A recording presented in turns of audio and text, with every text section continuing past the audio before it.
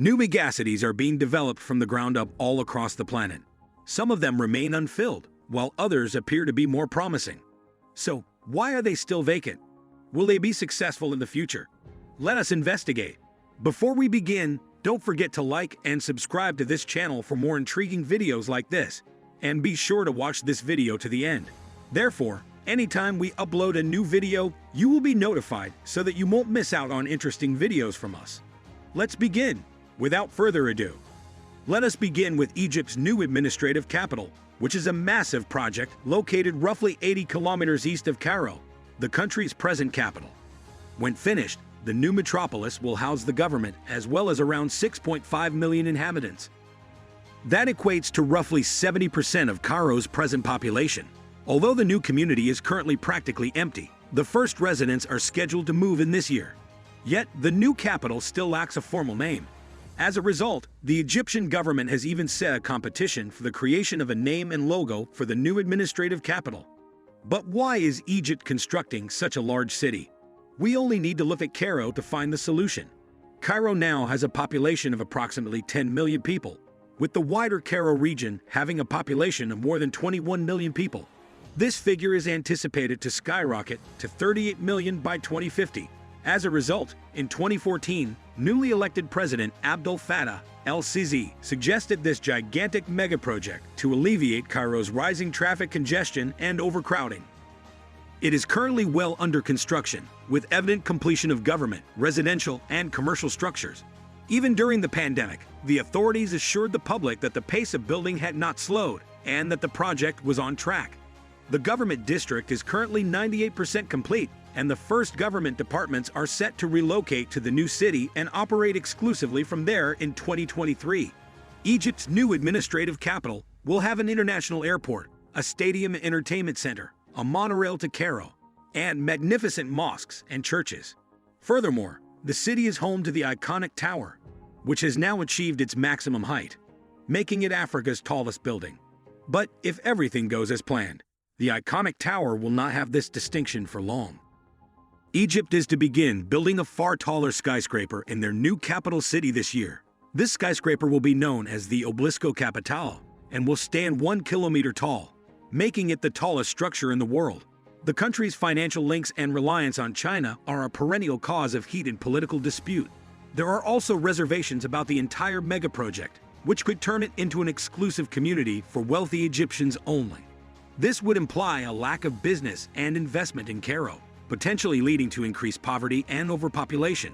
There is little doubt that this new metropolis is taking shape, but it remains to be seen if it will be a success and how many people will move there.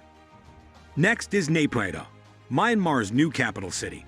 Between 2002 to 2012, this brand new capital city was created from the ground up.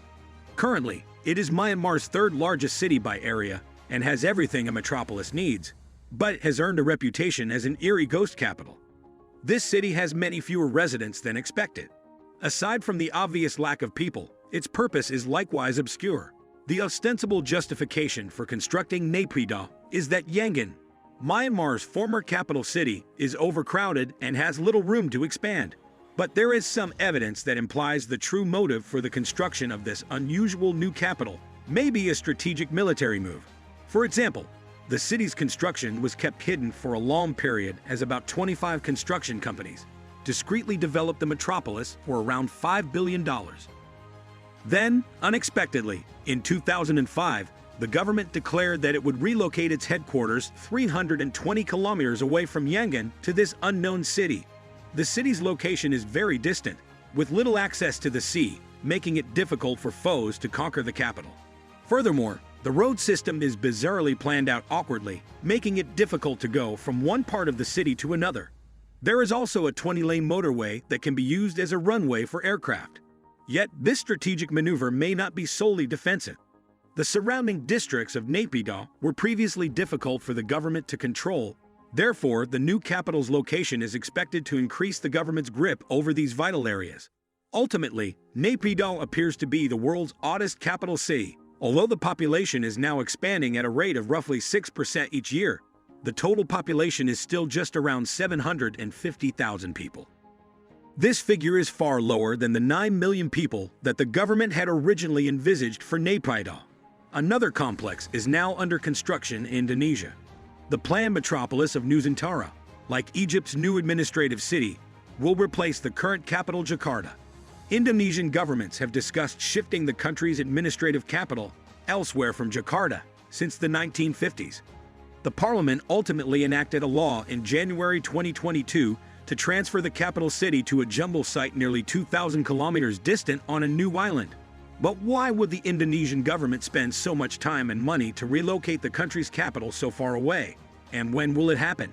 With about 11 million inhabitants in the city proper and around 30 million in the greater Jakarta urban region, Jakarta is famed for its overcrowding and pollution.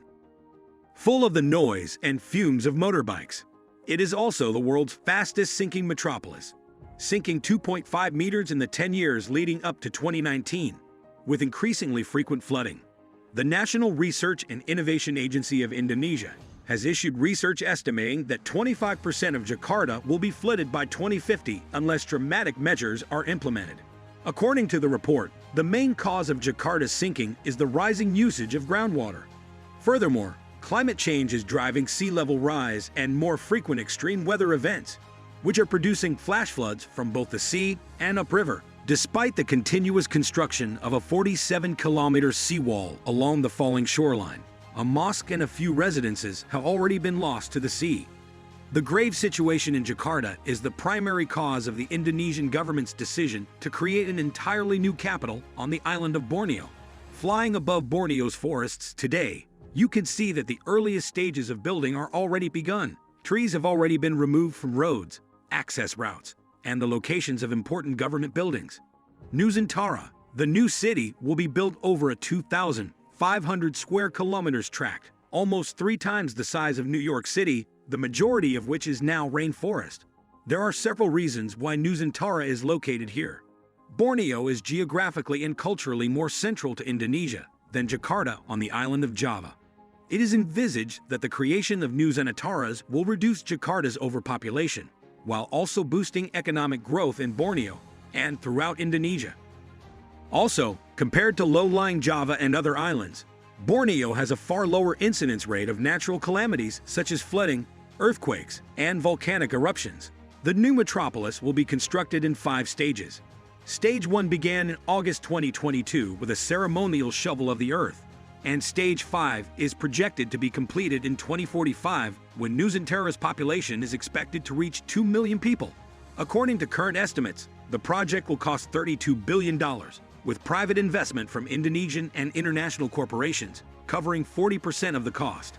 The goal is for the government to relocate to Nusantara by 2024, while development on the ground makes this appear doubtful. What are your thoughts on starting from scratch to develop these new megacities? Do you think you'd like to live in one of them? Let us know in the comments section below. With that being said, that's all for today. Thank you for spending some time with us. If you found this video interesting, make sure to hit the like button and the notification bell, and subscribe to our channel to get access to more interesting videos from us. Till next time.